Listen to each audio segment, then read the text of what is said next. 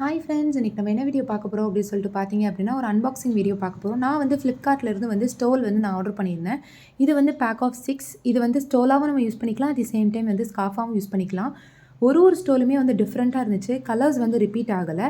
ஒரு சிலது பார்த்தீங்க அப்படின்னா வந்து மிக்சட் கலர்ஸ், ஒரு சிலது வந்து 2 to 3 கலர்ஸ் வந்து மிக்ஸ் ஆகி இருந்துச்சு.